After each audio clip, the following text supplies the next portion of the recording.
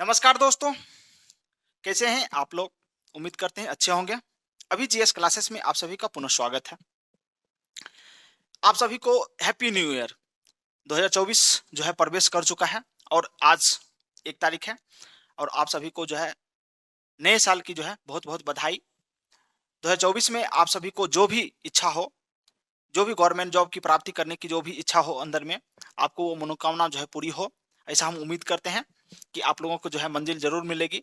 ये साल जो है आपके लिए खुशहाली की साल होगी और आप लोग जो है बहुत ही अच्छे तरीके से जो है प्रिपरेशन करिएगा। ऐसा हम उम्मीद कर रहे हैं आप लोगों से। 2024 जो है एक नई शुरुआत करिए आप।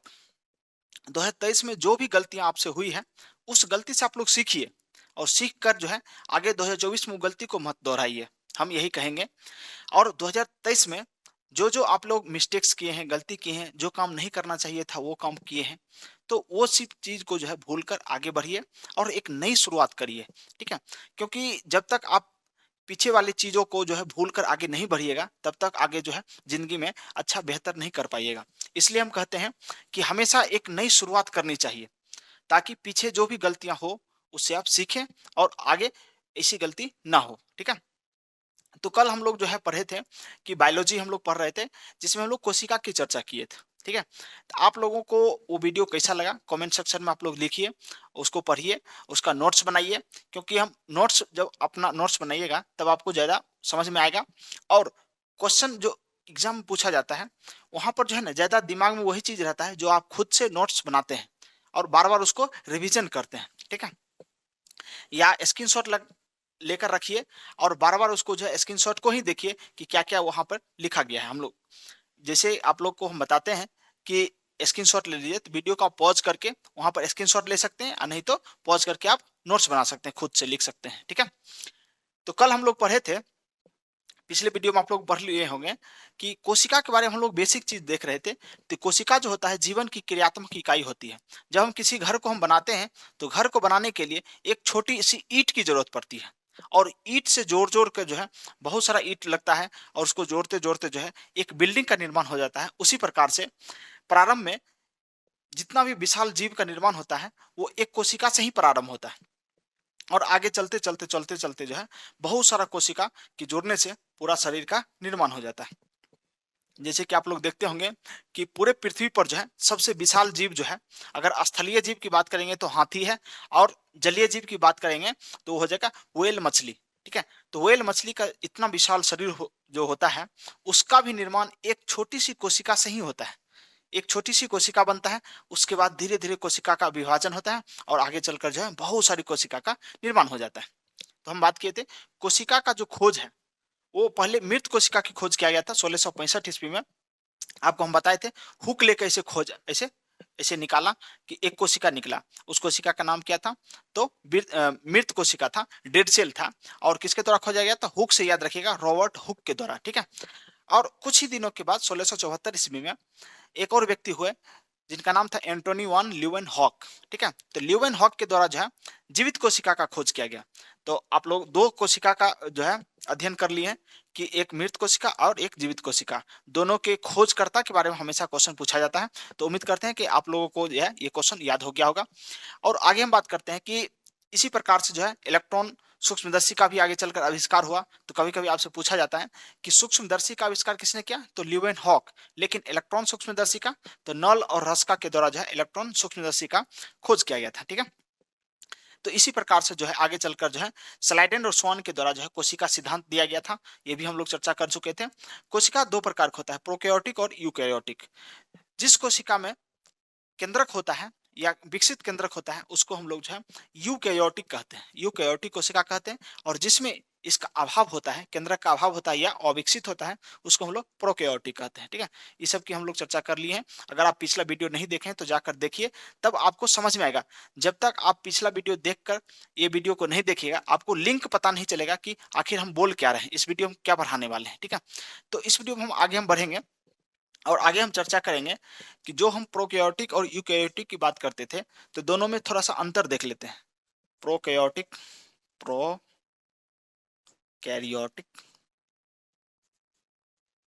और यूकैरियोटिक, यूकैरियोटिक। प्रोकैरियोटिक कोशिका और यूकैरियोटिक कोशिका, ये दोनों कोशिका के बारे में हम लोग चर्चा करेंगे।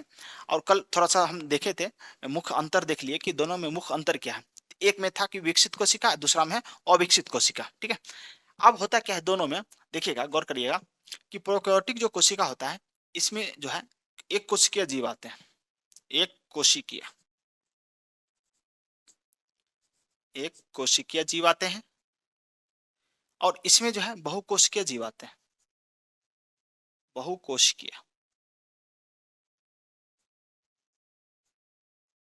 बहुकोशिकीय। ठीक है, यूकैरियोटिक में अधिकांशतः जो है बहुकोशिकीय जीव आते हैं, और प्रोकैरियोटिक में क्या होता है, एक कोशिकीय जीव रहते हैं। इसमें जो जो भी जीव आते हैं उसमें जो है केवल एक गुणसूत्र पाया जाता है, केवल एक गुणसूत्र। और इसमें जो होता है एक से अधिक गुणसूत्र होता है, एक से अधिक गुणसूत्र।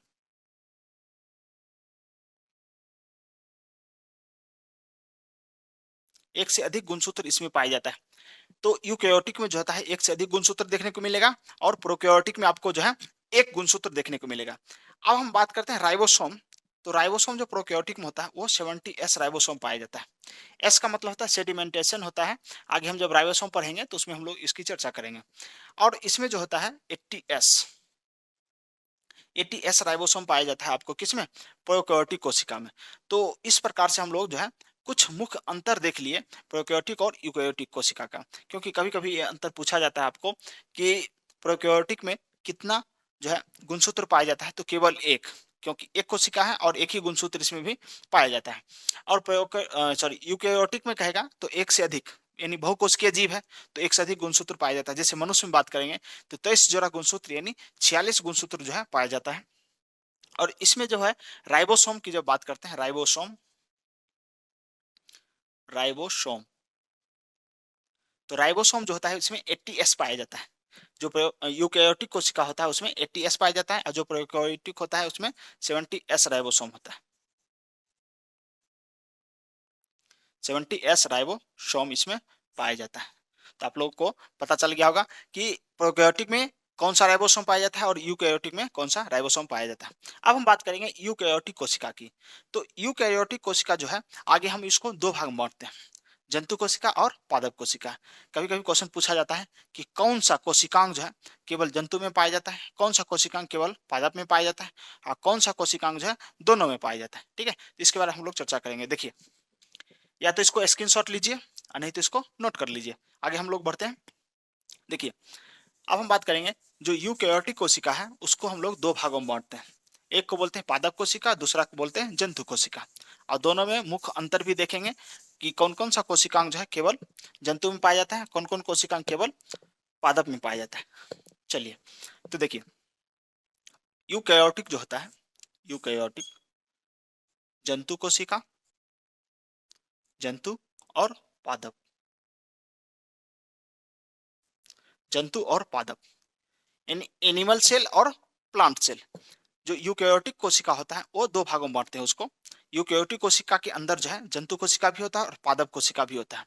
इसको हम अलग अलग करके जब हम पढ़ते हैं तो जंतु को अलग और पादप को अलग। अब होता क्या है कि कल हम बताए थे कोशिका की जो संरचना होती है जंतु में गोलाकार होती है। जंतु में कैसा होता है, गोलाकार। देखिए, जंतु में ऐसा होता है गोलाकार, लेकिन पादप में जो कोशिका की संरचना होती है वो होती है आयताकार। कल हम बताए थे आपको कि आयताकार संरचना होता है किसका, पादप का।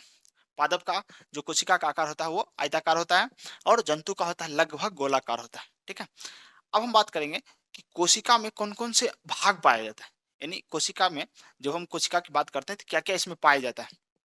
कल हम एक संरचना की बात किए थे, कोशिका की संरचना में बाहरी जो परत होती है पादप कोशिका की, उसको हम लोग बोलते हैं सेल वाल। इसको क्या बोलते हैं, सेल वाल। कल हम बताए थे कि सेल वाल बोलते हैं इसको, बाहर की तरफ ऐसे करके घिरा हुआ रहता है, इसको हम लोग सेल वाल कहते हैं, सेल वाल, कोशिका भित्ति। ठीक है, और इसके बाहर में जो है ना झिल्ली नामक संरचना होती है जिसको हम लोग कोशिका झिल्ली कहते हैं। झिल्ली नामक संरचना होती है उसको हम लोग क्या बोलते हैं, कोशिका झिल्ली कहते हैं। तो कोशिका झिल्ली किस में पाया जाता है, दोनों में, याद रखिएगा।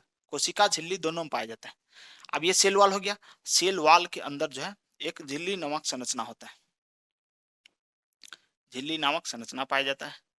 तो कोशिका झिल्ली जो है पादप और जंतु दोनों कोशिका में पाया जाता है, लेकिन कोशिका भित्ति जो होता है वो केवल पादप कोशिका में आपको देखने को मिलता है। कल हम बताए भी थे कि पौधा जो होता है बहुत ही स्ट्रांग होता है। जब एक चट मारिएगा पौधा को तो पौधा को कोई फर्क नहीं पड़ेगा, आपके ही हाथ में जो है दर्द होगा, या हो सकता है कि आपका हाथ जो है जख्मी हो सकता है। लेकिन जब आप बात करिएगा जंतु को एक चट मार भी दीजिएगा तो उतना आपको फर्क नहीं पड़ेगा। क्यों नहीं पड़ेगा? क्योंकि जितना आपका हाथ कोमल है उतना ही जंतु का जो शरीर होता है वो भी उतना ही कोमल होता है, ठीक है। इसलिए ज्यादा फर्क आपको नहीं पड़ेगा। तो देखा जाए जंतु और पादप कोशिका में तो ज्यादा स्ट्रॉन्ग कौन हो गया? तो पादप कोशिका। पादप कोशिका मजबूत होता है। क्यों मजबूत होता है? क्योंकि उसके कोशिका के बाहर में जो है एक दीवार होता है, दीवार, जिसको हम लोग बोलते हैं पादप कोशिका का कोशिका भित्ति बोलते हैं। उसको क्या बोलते हैं? कोशिका भित्ति। तो एक संरचना हो गया। अब हम बहुत सारी संरचना की बात करेंगे, किसमें पाया जाता है किसमें नहीं पाया जाता है। यहाँ से डायरेक्ट क्वेश्चन आपको देखने को मिलता है। तो चलिए हम लोग एक एक करके हम लोग देखेंगे कि कौन सा कोशिकांग यानी कोशिका के जो भी भाग होता है वो किस में पाया जाता है, पादप में कि जंतु में। अब हम बात करते हैं एक एक करके। तो देखिएगा,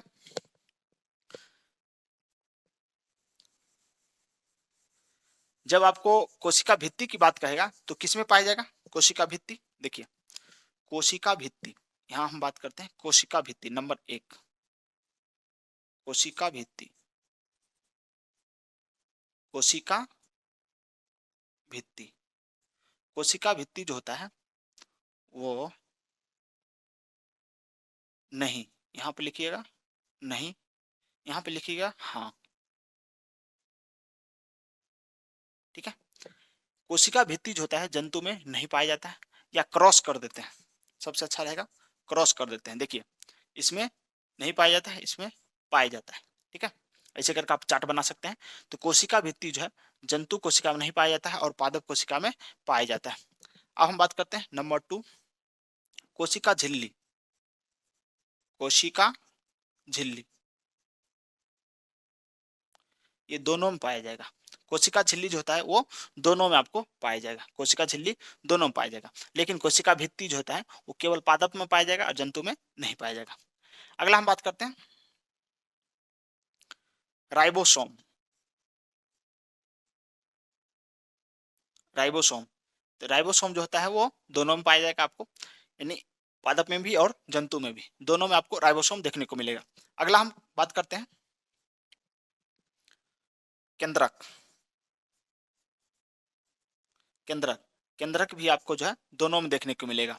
हम बात किए थे कल कि केंद्रक जो होता है पादप कोशिका के कॉर्नर पे होता है, किनारे में होता है। लेकिन जंतु कोशिका में देखिएगा कि केंद्रक जो होता है एकदम बीच में होता है, ठीक बीच में देखने को मिलेगा, ठीक है। तो दोनों में थोड़ा सा अंतर देखिएगा कि केंद्रक जो है दोनों में पाया जाता है, केंद्रक जो है दोनों में पाया जाता है। क्यों पाया जाता है? क्योंकि हम पहले ही बता चुके हैं कि पादप कोशिका हो या जंतु कोशिका हो, दोनों को सम्मिलित रूप से हम लोग क्या बोलते हैं, उसको यूकैरियोटिक कोशिका कहते हैं। और यूकैरियोटिक कोशिका में केंद्रक जो है पूर्णतः क्या होता है, विकसित होता है। चलिए आगे बढ़ते हैं। आगे जब हम बात करते हैं, देखिए बहुत सारा इसमें अंग बहुत सारा आपको देखने को मिलेगा, ठीक है। तो दोनों में देखते हैं डीएनए।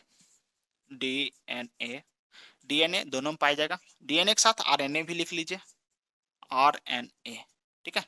तो डीएनए और आरएनए दोनों में देखने को मिलेगा, जंतु में भी और पादप में भी, ठीक है। अभी हम सिर्फ ये देख रहे हैं कि जंतु कोशिका में कौन सा कोशिकांग पाया जाता है, या कोशिका का कौन सा भाग जो है जंतु कोशिका में पाया जाता है और पादप कोशिका में पाया जाता है, ठीक है। अब हम बात करते हैं नेक्स्ट। नेक्स्ट जब हम बात करते हैं तो हरित लवक। हरित लवक, हरित लवक, हरित लवक जो होता है क्लोरोप्लास्ट बोलते हैं उसको। हरित लवक जो है केवल पादप में पाया जाता है। इसलिए देखते होंगे कि पादप जो है अपना भोजन स्वयं बना लेता है, लेकिन जंतु अपना भोजन नहीं बना पाता। क्यों? क्योंकि जंतु के पास क्लोरोफिल नामक वर्णक नहीं होता है। और क्लोरोफिल किस में पाया जाता है? तो इसी हरित लवक में पाया जाता है क्लोरोफिल, और जंतु के पास ये नहीं होता है। इसलिए जंतु कोशिका में इसको क्रॉस करिए और पादप कोशिका में इसको सही का निशान लगाइए। आपको पता चल गया होगा कि हरित लवक जो होता है केवल किस में पाया जाता है, तो पादप कोशिका में, और ये जंतु कोशिका में देखने को नहीं मिलता है, ठीक है। अब हम बात करते हैं अंतःपरिवर्तित जालिका। अंतःपरिधि जालिका। आप क्या करिए, इसको नोट कर लीजिए या नहीं तो इसको स्क्रीनशॉट ले लीजिए, क्योंकि अब हम इसको मिटाएंगे और फिर से यहाँ पर हम लिखेंगे, ठीक है। 5 नंबर तक हो गया, 1 2 3 4 5। कोशिका भित्ति, देखिए कोशिका भित्ति किस में मिलेगा, केवल पादप में। उसके बाद हम कोशिका झिल्ली की बात करते हैं तो ये दोनों में मिलेगा। राइबोसोम जो है दोनों में देखने को मिलेगा, ठीक है। और हम बात करते हैं केंद्रक, केंद्रक दोनों में मिलेगा, डीएनए आरएनए दोनों में। हरित लवक जो है वो केवल पादप कोशिका में पाया जाता है, ठीक है। देखिए, आपको ये वीडियो अगर अच्छा लगता है तो अपने दोस्तों में इसको शेयर करिए, ताकि क्या होगा, अधिक से अधिक लोगों तक ये वीडियो पहुंच पाए। क्योंकि अभी जो है साइंस हम इसलिए पढ़ा रहे हैं, क्योंकि आपको हम बता चुके हैं, पिछले वीडियो में ही बताए थे कि अभी जो है रेलवे की वैकेंसी आने वाली है, ठीक है। 1 या 2 महीना के अंदर जो है रेलवे की वैकेंसी आएगी, और स्टेट गवर्नमेंट का जो भी एग्जाम है उसमें साइंस का भी पोर्शन जो है बहुत इंपॉर्टेंट है। इसलिए हम चाहते हैं कि साइंस जो है, क्योंकि बहुत ज्यादा बच्चों को जो है ये कंफ्यूजन रहता है या समस्या रहता है कि साइंस नहीं पढ़ पाते हैं सही से। इसलिए हम चाहते हैं कि साइंस जल्दी से जल्दी कवर कर लिया जाए, क्योंकि हिस्ट्री ज्योग्राफी जो है आप लोग बहुत पढ़ते हैं और बचपन से भी पढ़ते आ रहे हैं, लेकिन साइंस उतना समझ में नहीं आता है जल्दी। इसलिए हम चाहते हैं कि साइंस को कंप्लीट किया जाए, ठीक है। तो आप जो है अपने दोस्तों में इसको शेयर कर दिए, ताकि अधिक से अधिक लोगों तक ये पहुंच पाए वीडियो। चलिए इसको मिटाते हैं हम। आगे हम देखते हैं कुछ और कोशिकांग के बारे में, जो केवल जंतु में पाया जाता है या दोनों में पाया जाता है।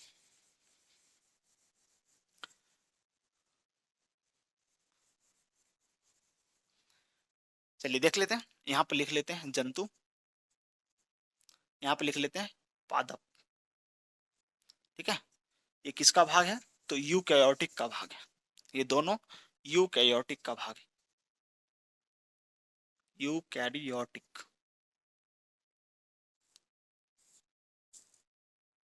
ठीक है। ये दोनों जो है किसका भाग है, यूकैरियोटिक का भाग है, पादप कोशिका और जंतु कोशिका। चलिए कुछ और अंग की बात करते हैं। देखिए, अब हम बात करते हैं कि कोशिका, देखिए कोशिका झिल्ली भी हो सका, कोशिका भित्ति भी हो चुका है। अब हम बात करते हैं लाइसोसोम, लाइसोसोम। लाइसोसोम जो होता है, लाइसोसोम गौर करिएगा, लाइसोसोम जो होता है वो आपको दोनों में देखने को मिलेगा, जंतु कोशिका में भी और पादप कोशिका में। लेकिन सेंट्रोसोम जो होता है, सेंट्रोसोम, जिसको हम लोग क्या कहते हैं कि कोशिका के निर्माण में वो सहायक होता है, सेंट्रोसोम। सेंट्रोसोम जो है पादप कोशिका में बहुत ही कम देखने को मिलता है, बहुत ही कम जगह पर मिलता है। लेकिन जंतु कोशिका में बहुत ही अधिकांश जगह पर मिलता है, ठीक है। अधिक मात्रा में जो है देखने को मिलता है जंतु कोशिका में, और पादप कोशिका में जो है कम मात्रा में देखने को मिलता है। इसलिए देखते होंगे कि किसी भी पौधा में कहीं पर अगर कट का निशान लग गया, मान लीजिए आप जा रहे हैं और कोई पौधा को नुकसान पहुंचा दीजिए, मान लीजिए किसी भी मतलब धारदार हंसुआ हंसिया हो गया, या कोई भी इंस्ट्रूमेंट लेकर कट कर दीजिए, बहुत दिनों तक देखिएगा वो घाव भरता नहीं है। लेकिन अगर आपके शरीर में कहीं कट का निशान लग जाता है तो जल्दी भर जाता है। ऐसा क्यों? क्योंकि आपके शरीर में सेल डिवीजन बहुत तेजी से होता है, यानी कोशिका का विभाजन जो है बहुत अधिक मतलब फास्ट होता है, तेजी से होता है। लेकिन यही पौधा में नहीं हो पाता है, ठीक है। तो इसलिए, क्योंकि सेंट्रोसोम जो है केवल जंतु कोशिका में पाया जाता है, सेंट्रोसोम पादप में नहीं पाया जाता है, ठीक है।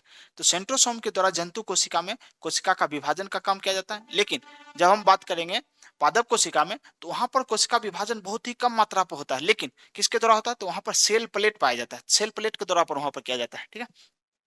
तो लाइसोसोम की बात करते हैं, तो लाइसोसोम जो होता है जंतु और पादप दोनों कोशिका में होगा आपका। 6 नंबर देखिएगा, लाइसोसोम, लाइसोसोम दोनों में देखने को मिलेगा, जंतु में भी और पादप में भी आपको लाइसोसोम। लाइसोसोम को आत्महत्या की थैली कहते हैं। एक एक करके जब हम लोग कोशिकांग पढ़ेंगे तो वहां पर हम डिटेल्स चर्चा करेंगे। अभी हम सिर्फ दोनों में अंतर देखते हैं कि कौन सा कोशिका का जो भी पार्ट होता है वो किस में पाया जाता है, किस में नहीं पाया जाता है, इसकी हम लोग चर्चा करते हैं। क्योंकि कभी कभी आप लोग से पूछ लिया जाता है कि माइटोकॉन्ड्रिया किस में पाया जाता है, तो माइटोकॉन्ड्रिया आपको दोनों में पाया जाएगा, ठीक है। आगे हम बात करते हैं माइटोकॉन्ड्रिया, माइटोकॉन्ड्रिया,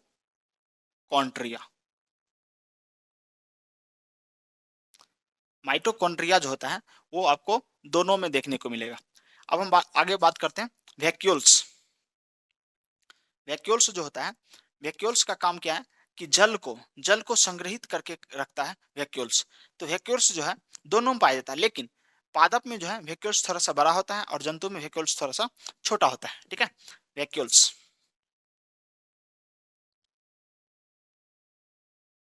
वैक्यूल्स जो है ये दोनों में पाया जाएगा। आगे हम बात करेंगे अंतःपरिधि जालिका। इंडोप्लाज्मिक रेटिकुलम अंतःपरिजालिका जो होता है ये दोनों में पाया जाएगा, ठीक है। लेकिन पौधा में क्या होगा, थोड़ा सा खुरदरा ज्यादा रहता है, और जंतु की बात करेंगे तो खुरदरा कम रहता है और सॉफ्टनेस ज्यादा रहता है। जो चिकना जो होता है वो, क्योंकि आप जानते हैं जब हम पढ़ेंगे इंडोप्लाज्मिक रेटिकुलम, उसका दो पार्ट होता है, एक होता है खुरदरा वाला भाग और दूसरा होता है चिकना वाला भाग। तो इंडोप्लाज्मिक रेटिकुलम, ई आर इसको बोलते हैं, इंडोप्लाज्मिक रेटिकुलम ये दोनों में पाया जाएगा, ठीक है। तो इतना ही रहने देते हैं इसमें, क्योंकि बहुत ज्यादा कोशिकांग है, और आगे हम जब आगे चर्चा करेंगे तो वहां पर, क्योंकि मैक्सिमम जो होता है ना वो दोनों में पाया जाता है। कुछ ही ऐसा है कि आपको केवल एक में पाया जाएगा, जैसे कि हरित लवक, हरित लवक जो है केवल किस में पाया जाएगा, तो पादप में। और कहेंगे सेल वाल, कोशिका भित्ति किस में पाया जाएगा, तो पादप में। तो कुछ ऐसा चीज है आपको याद रखना पड़ेगा, और कुछ ऐसा है कि कॉमन है दोनों में, तो उसको उतना याद करने की जरूरत नहीं पड़ेगा, आपको खुद ही याद हो जाएगा, ठीक है।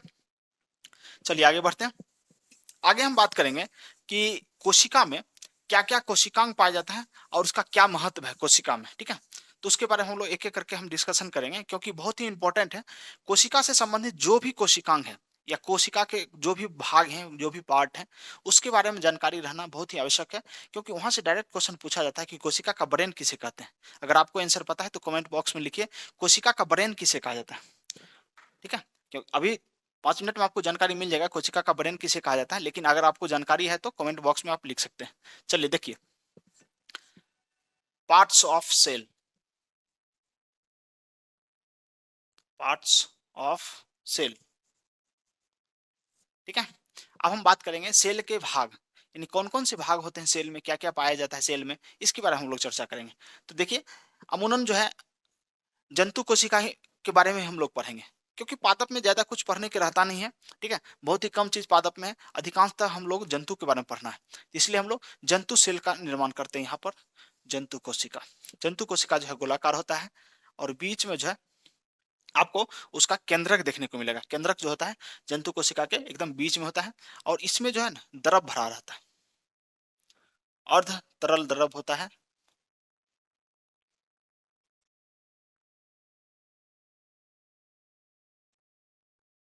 और बाहर में जो है कोशिका झिल्ली पाया जाता है, बाहर में इसका कोशिका झिल्ली रहता है, ऐसे करके कोशिका झिल्ली रहता है। अब हम बात करते हैं, देखिए, जंतु कोशिका की। तो जंतु कोशिका की जो सबसे बाहरी संरचना होती है उसको हम लोग क्या कहते हैं, उसको हम लोग कोशिका झिल्ली कहते हैं। और पादप कोशिका की जो सबसे बाहरी संरचना होती है उसको हम लोग कोशिका भित्ति कहते हैं। दोनों में याद रखिएगा अंतर। कहेगा पादप कोशिका की सबसे बाहरी परत को क्या कहते हैं, तो कोशिका भित्ति कहते हैं, सेल वॉल कहते हैं। लेकिन जंतु कोशिका की, जंतु कोशिका की सबसे बाहरी झिल्ली को क्या, सबसे बाहरी संरचना को क्या कहते हैं, तो कहिएगा कोशिका झिल्ली कहते हैं, ठीक है। चलिए, तो पहला संरचना हम लोग पढ़ते हैं, उसको बोलते हैं कोशिका झिल्ली, कोशिका झिल्ली, कोशिका झिल्ली, ठीक है। पहला संरचना हम लोग पढ़ेंगे कोशिका झिल्ली। देखिए, कोशिका झिल्ली जो होता है वो अर्ध पारगम होता है। कैसा होता है, अर्ध पारगम होता है, सेमी परमिएबल होता है। ये क्या होता है, कुछ ही पदार्थों को कोशिका के अंदर जाने देता है, और जो भी हानिकारक पदार्थ होता है उसको कोशिका के बाहर ही छोड़ देता है, उसको अंदर जाने के लिए नहीं दिया जाता। इसलिए कोशिका का द्वार कहा जाता है इसको। एकदम जैसे आप लोग देखे होंगे कि कहीं शादी विवाह में या कोई भी फंक्शन होता है, उसमें गेट पर एक व्यक्ति खड़ा रहता है ऐसे भाला लेकर ना, जिसको हम लोग दरवान बोलते हैं, दरवान। तो दरबान का काम क्या है कि अनवांटेड जो भी लोग हैं जिनको नहीं बुलाया गया है, उन लोगों को क्या क्या क्या करना है, अंदर जाने से रोकना, ठीक है, अंदर जाने से रोकने का काम करता है। उसी प्रकार से ये जो सेल वाल, सॉरी, जो आपको सेल मेम्ब्रेन जो दिखने को मिलता है, सेल मेम्ब्रेन, कोशिका झिल्ली, कोशिका झिल्ली का यही काम है कि कोशिका के अंदर कौन सा पदार्थ जाना चाहिए, कौन सा पदार्थ नहीं जाना चाहिए, यानी फिल्ट्रेट का काम करता है, एकदम फिल्ट्रेशन का काम करता है, ठीक है। तो इसलिए ये क्या होता है, अर्ध पारगम्य होता है। आपसे क्वेश्चन पूछा जाता है कि कोशिका झिल्ली क्या होता है, पारगम होता है कि अर्ध पारगम होता है, तो याद रखिएगा ये क्या होगा, अर्ध पारगम होगा, ठीक है, अर्ध पारगम, semi permeable, semi permeable, semi permeable होता है, अर्ध पारगम होता है। तो कोशिका झिल्ली के बारे में आप लोग समझ गए कि अर्ध पारगम होता है, और कोशिका में जो भी हानिकारक पदार्थ होता है उसको बाहर ही छोड़ देता है, बाहर रहने देता है, अंदर जाने के लिए नहीं देता है। और जो भी कोशिका के लिए उचित पदार्थ है, अच्छा पदार्थ है, जो कोशिका को फायदा होगा उससे, या कोशिका के लिए जो है पोषक पदार्थ है, उसको जो है कोशिका के अंदर जाने देता है, और अनवांटेड जो भी पदार्थ है उसको ही बाहर छोड़ देता है। इसलिए ये क्या होता है, अर्धपारगम्य झिल्ली होता है, और सभी को फिल्ट्रेट करके अंदर जाने के लिए देता है। आगे हम बात करते हैं कि ये जो झिल्ली होती है दोहरी होती है। कैसी होती है? दोहरी झिल्ली होती है। दोहरी संरचना, दोहरी संरचना। जो सेल मेम्ब्रेन आपको जो दिखाई दे रहा है, कोशिका झिल्ली जो होती है वो दोहरी संरचना होती है, यानी डबल, यानी लेयर जो उसका होता है 2 लेयर में होता है, ठीक है। तो दोहरी संरचना होती है, अर्धपारगम्य होती है। ये 2 चीज आपको जो है याद रखने की जरूरत है, ठीक है। अब कभी-कभी पूछा जाता है कि जो कोशिका की झिल्ली होती है वो किससे बनी होती है? तो ये प्रोटीन की बनी होती है, ठीक है। तो प्रोटीन से ये बना होता है, प्रोटीन से ही इसका निर्माण हुआ होता है। तो आपसे कभी-कभी पूछ लिया जाता है, तो ये इसका निर्माण किससे होता है? तो प्रोटीन से इसका निर्माण होता है। और अर्धपारगम और दोहरी झिल्ली, ये 2 मुख्य जो है इसका जो है इसके बारे में जो है पूछा जाता है कभी-कभी। ज़्यादा देखिए, बचपन में आप लोग पढ़े होंगे 5-6 क्लास में ये कोशिका कोशिका के बारे में। लेकिन बचपन में आप जो गलती कर दिए हैं, उसी गलती को आप जो है सुधार रहे हैं बचपन में आकर। मतलब जो चीज़ आपको जो है छोटे से बच्चे को पढ़ाया जाता है कोशिका के बारे में, वो चीज़ आपको अभी पढ़ाया जा रहा है। इसका मतलब ये है कि आप जो है बचपन में सही से नहीं पढ़े थे, इसलिए अभी आपको पढ़ाया जा रहा है, ठीक है? चलिए, आगे हम बात करते हैं दूसरी संरचना जो होती है कोशिका में। क्योंकि देखिए, ये जंतु कोशिका है, इसलिए हम लोग क्या पढ़े? सेल मेम्ब्रेन पर है। लेकिन जंतु कोशिका के छोड़कर जब पादप कोशिका की बात करेंगे तो यहाँ पर क्या पढ़ना पड़ेगा? सेल वॉल, कोशिका भित्ति। कोशिका भित्ति जो होता है वो परमिएबल होता है, पारगम्य होता है। यानी उसको कोई मतलब नहीं है कौन पदार्थ आ रहा है, कौन पदार्थ जा रहा है। जैसे आप लोग देखे होंगे कभी कि ऐसे लोगों को आप गार्ड बना दीजिए जो अस्वस्थ व्यक्ति है, बूढ़ा व्यक्ति है, बीमार रहता है हमेशा। उसको गाड़ी में रख दीजिए, कहीं पर गेट पर बैठा दीजिए कि चाचा देखते रहिएगा कि कोई आए नहीं। चाचा तो अपने सो जाते हैं चाची की याद में, क्योंकि चाची गुजर गई है, ठीक है। तो होता क्या है कि वो अपने सो जाते हैं क्योंकि वो अस्वस्थ है, वो अपना खुद ख्याल नहीं रख पाएंगे, तो गेट का पहरेदारी कैसे करेंगे? तो वही होता है कोशिका भित्ति के साथ। कोशिका भित्ति जो होता है ना, एकदम वो बूढ़े चाचा की तरह होता है, आराम से सो जाता है, आराम से, ठीक है। और कोई आ रहा है, कोई जा रहा है, उससे उसको कोई मतलब नहीं है। इसका मतलब ये हो गया, कोशिका भित्ति जो होता है वो पारगम होता है, परमिएबल होता है। कोई भी पदार्थ आ सकता है, कोई भी पदार्थ जा सकता है, ठीक है। एक तरह से कह सकते हैं कि धर्मशाला जैसे नहीं होता, धर्मशाला, कोई आएगा कोई जाएगा, कोई आएगा कोई जाएगा, उसको कोई मतलब नहीं होता। आगे बढ़ते हैं। आगे जब हम प्रवेश करते हैं तो सबसे मुख्य संरचना जो आपको देखने को मिलेगा, वो देखने को मिलेगा केंद्रक, ठीक है। इसमें केंद्रक, चलिए आगे बढ़ते हैं केंद्रक के बारे में। केंद्रक, केंद्रक जो होता है इसको कभी कभी नाभिक भी बोल दिया जाता है।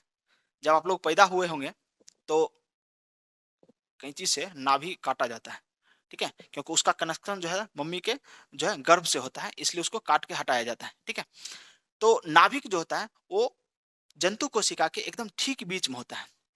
अब नाभिक को ही, अभी थोड़ी देर पहले हम क्वेश्चन पूछे थे आपसे कि कोशिका का ब्रेन किसे कहा जाता है, या कोशिका का कंट्रोल सेंटर किसे कहा जाता है, तो इसी केंद्रक को कहा जाता है, केंद्रक को कहा जाता है, ठीक है। तो याद रखिएगा, कोशिका का ब्रेन, ब्रेन या इसी को control centre, control centre of cell, control centre of cell, यानी कोशिका का जो है सेंटर, कंट्रोल करने का जो सेंटर होता है वो कौन है? तो ये क्या हो गया आपका? न्यूक्लियस। न्यूक्लियस जिसको हम लोग केंद्रक कहते हैं, वो कोशिका का क्या है? कंट्रोल सेंटर है। पूरे कोशिका को नियंत्रित करने का काम कौन करता है? तो यही केंद्रक करता है, ठीक है। लेकिन एक और संरचना इसमें पाया जाता है जिसका नाम है लाइसोसोम। लाइसोसोम, आप देखिएगा, केंद्रक जो है पूरे को कंट्रोल करता है, लेकिन इसके पास कोई पावर है ही नहीं, कोई ताकत है ही नहीं। अब बात वही हो गया कि आपको जिम्मेदारी दे दिया कि जो है इन सभी चीजों की रक्षा करना है, लेकिन आपके पास पावर है ही नहीं। कहा कि अगर कोई लेने के लिए आए, चोरी करने के लिए आए, उसको मारना नहीं। बताइए, रखवाली करने के लिए दे दिया, लेकिन एक चीज ये भी बोल दिया कि अगर कोई चोरी करने आए तो उसको मारना नहीं। इसका मतलब ये हुआ, पावर तो दे दिए लेकिन उस पावर का उपयोग नहीं करना है, ठीक है। तो बात यही हो गया, तो कोशिका के अंदर जो है सब कुछ कंट्रोल करने का काम किसको दे दिया? केंद्रक को दे दिया। लेकिन केंद्रक कुछ कर ही नहीं सकता है। अगर कोई बदमाशी भी कर रहा है कोशिका के अंदर, तो कुछ नहीं कर सकता है केंद्रक, ठीक है? देखिए, कोशिका के अंदर जो होता है ना, बहुत सारा कोशिकांग होता है। जैसे केंद्रक हो गया, माइटोकॉन्ड्रिया हो गया, लाइसोसोम हो गया, सेंट्रोसोम हो गया, अंतःपरिजालिका हो गया, यानी बहुत सारा कोशिकांग जो है कोशिका के अंदर जो है भरा रहता है, ठीक है? अब होता क्या है कि उसमें एक द्रव भरा रहता है। अब द्रव क्यों भरा रहता है? देखिए, भगवान कौन यूनिवर्सिटी में पढ़कर जो है मनुष्य की रचना किया और इस कोशिका का रचना किया, अब हमको समझ में नहीं आ रहा है। अगर समझ में आ जाता, पता चल जाता, तो यूनिवर्सिटी में जाके पहले ही हम लोग पढ़ लेते हैं, ठीक है? क्योंकि इतना बेहतरीन तरीके से जो है शरीर की रचना की गई है, कभी-कभी आश्चर्य लगता है। देखिए, एक बाल्टी लीजिए, एक बाल्टी में क्या करिए, जितने भी खाना बनाने की सामग्री होती है, चम्मच डाल दीजिए, कलछुल डाल दीजिए, और भी बड़ा-बड़ा जो भी आता है, उसको निकालने के लिए डब्बू को बोलते हैं, उस सबको डाल दीजिए और थोड़ा-सा हिलाइएगा बाल्टी को, तो सब झनर-झनर करेगा, सब आपस में लड़ेगा, ठीक है? लेकिन अब क्या करिए, एक दूसरा बाल्टी लीजिए, उसमें क्या करिए, शहद को डाल दीजिए, जो मधु कहा जाता है, शहद, शहद को डाल दीजिए। फिर उसी में जो है चम्मच डालिए, कलछुल डालिए, जो भी डालना है, छोलनी डालिए, यानी कुछ रॉड भी डाल दीजिए जो लोहा का होता है। अब क्या होगा कि आप जब हिलाइएगा, तो क्या होगा, एक दूसरे से नहीं टकराएगा। क्यों? क्योंकि शहद का जो घनत्व होता है, डेंसिटी होता है, वो क्या करेगा, इन सभी को लड़ने से रोकेगा, बचाएगा, ठीक है? वही काम किया गया है कोशिका के अंदर। अब कोशिका के अंदर क्या होता है, एक द्रव भरा रहता है यहाँ पर, अर्ध तरल द्रव होता है, अर्ध तरल। क्योंकि तरल जो होता है ना, तरल, जब उसको गिराइएगा तो सीधे क्या होगा, वो पृथ्वी पर एकदम चलना शुरू कर देगा, फैल जाएगा पूरा। लेकिन अर्ध तरल यानी चिपचिपा पदार्थ, जैसे शहद जो होता है, चिपचिपा पदार्थ होता है, वो अगर गिरा भी दीजिएगा कहीं पर, तो वो घसकेगा नहीं, जहां गिराइएगा वहीं पर अटक जाएगा, ठीक है? तो उसी प्रकार से जो है एक द्रव इसमें भरा रहता है, जिसको हम लोग बोलते हैं कोशिका द्रव। क्या कहते हैं? कोशिका द्रव। कोशिका द्रव जो होता है, वो केंद्रक केंद्रक और केंद्रक और कोशिका झिल्ली के बीच में रहता है। केंद्रक और कोशिका झिल्ली के बीच में जो द्रव भरा रहता है, उसको हम लोग क्या बोलते हैं? कोशिका द्रव कहते हैं। कोशिका द्रव में ही बहुत सारा कोशिकांग रहता है। अब ये द्रव जो होता है, वो होता है थोड़ा सा चिपचिपा होता है और गाढ़ा होता है। गाढ़ा इसलिए बनाया गया ताकि एक दूसरे से लड़े नहीं। पता चला कि माइटोकॉन्ड्रिया चलते चलते आया और केंद्रक में जाके ठोक दिया, ऐसे करके, ठीक है? तो एक्सीडेंट हो जाता है। अगर गलती से लाइसोसोम में कोई अगर टच हो गया, क्योंकि लाइसोसोम में जो है हाइड्रोलाइटिक एंजाइम पाया जाता है, अब बहुत ज्यादा वो जो है अम्लीय होता है। अब वो फटेगा, ठीक है? जैसे कहते हैं ना, केक कटेगा तो सब में बटेगा। तो हाइड्रोलाइटिक एंजाइम जो होता है लाइसोसोम में, अगर लाइसोसोम फटेगा तो सबको ले डूबेगा, ठीक है? क्योंकि वो ज्यादा एसिटिक होता है और पूरे कोशिका को बर्बाद कर देगा। इसलिए जो है इसमें जो है गाढ़ा तरल पदार्थ भरा जाता है, ताकि एक दूसरे से ये लड़े नहीं, ठीक है? चलिए आगे बात करते हैं। तो केंद्रक, ब्रेन, ब्रेन जो है कोशिका का, किसको कहा जाता है? तो केंद्रक को कहा जाता है। अब केंद्रक में बहुत सारी संरचना पाई जाती है। केंद्रक में डीएनए पाया जाता है, केंद्रक के बाहर, ठीक है? डीएनए पाया जाता है। आपसे क्वेश्चन पूछा जाता है कि कोशिका में डीएनए अधिक मात्रा में कहाँ पाया जाता है, तो आपको आंसर क्या लगाना है? तो केंद्रक में डीएनए अधिकांश जो है केंद्रक में ही डीएनए पाया जाता है। लेकिन कुछ मात्रा में जो है आपको डीएनए जो है आपको कहाँ पर देखने को मिलेगा? तो क्लोरोप्लास्ट में भी देखने को मिलता है थोड़ा मोड़ा, और माइटोकॉन्ड्रिया में भी मिलता है, ठीक है? तो डीएनए आपको दो तीन जगह मिलेगा। सबसे अधिक कहाँ मिलेगा? केंद्रक में। और उसके बाद कहाँ मिलेगा आपको? तो माइटोकॉन्ड्रिया के पास देखने को मिलेगा, ठीक है? चलिए आगे बढ़ते हैं। तो केंद्रक को क्या कहते हैं? ब्रेन कहते हैं, कंट्रोल सेंटर कहते हैं। तो ये हो गया। आगे हम जब बात करते हैं केंद्रक, तो केंद्रक में क्या पाया जाता है? देखिएगा, डीएनए, डीएनए पाया जाता है। केंद्रक में क्या पाया जाएगा? डीएनए पाया जाएगा। और केंद्रक के बाहर जो है ना, केंद्रक के बाहर जो है छोटी-छोटी संरचना पाई जाती है, झिल्ली नुमा संरचना। उसको हम लोग बोलते हैं केंद्रक झिल्ली। क्या कहते हैं? केंद्रक झिल्ली। इसके बाहर क्या पाया जाएगा? केंद्रक झिल्ली पाया जाएगा। केंद्रक झिल्ली। जैसे कोशिका के बाहर पाया जाता है जो भी झिल्ली, उसको बोलते हैं कोशिका झिल्ली। और केंद्रक के बाहर जो भी झिल्ली पाया जाएगा, उसको हम लोग केंद्रक झिल्ली कहते हैं, ठीक है?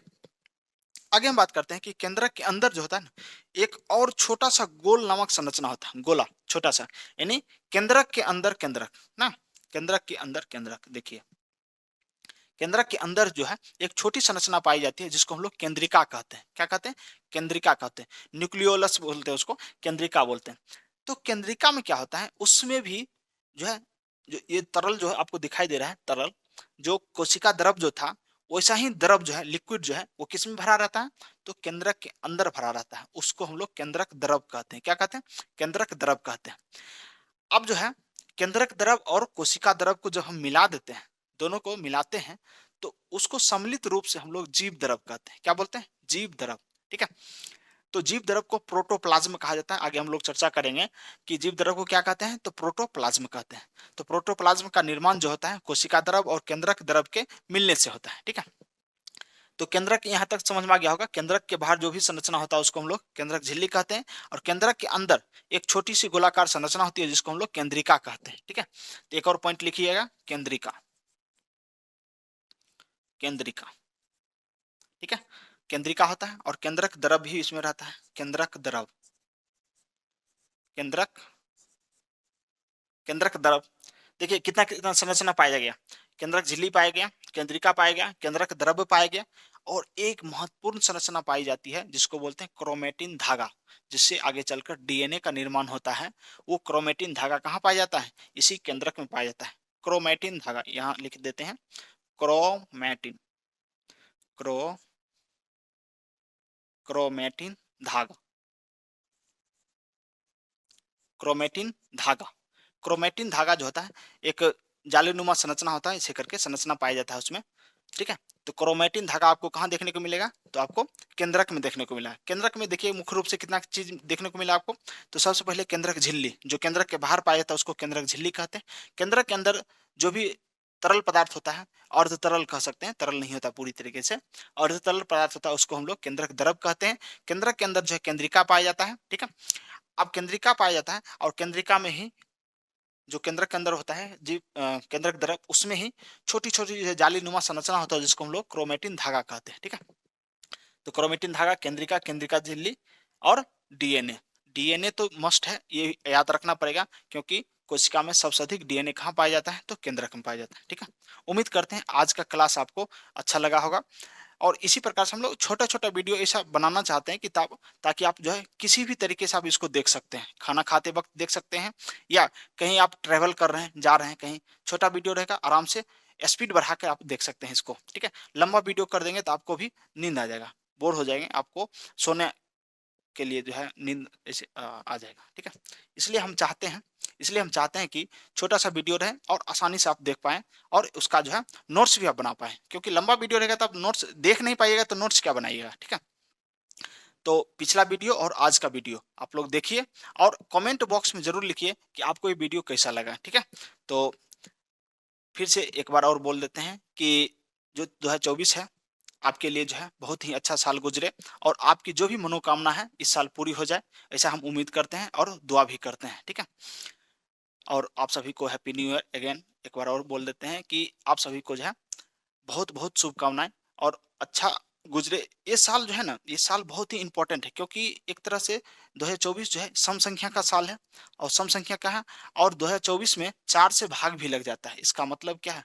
ये साल जो है कौन सा ईयर होगा? तो लीप ईयर होगा, यानी फरवरी जो है 28 दिन का होगा। ठीक है।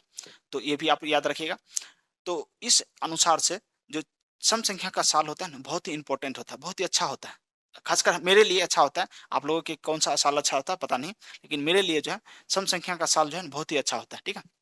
उम्मीद करते हैं आप लोगों को भी अच्छा गुजरेगा ही, और इस बार वैकेंसी भी बहुत ज़्यादा है, आप लोग मन से तैयारी करिए। इस बार पिछले क्लास में स्लोगन भी बता दिए, आप लोग दीवार पर जाकर लिख लीजिएगा, अब की बार आखिरी बार। ठीक है। अब की बार आखिरी बार, मतलब इसके बाद जो है आपको कोई भी जॉब की तैयारी नहीं करनी है। हाँ, बड़ी वाली जॉब की तैयारी करनी है। जब आप आगे बढ़ जाइएगा, कोई एक जॉब आपको मिल जाएगा, फिर आगे आप बढ़ते रहिए, क्योंकि देखिए जब तक आप संघर्ष करिएगा तब तक आगे बढ़िएगा। संघर्ष करना बंद करिएगा और आपका जो है विकास रुक जाएगा वहीं पर।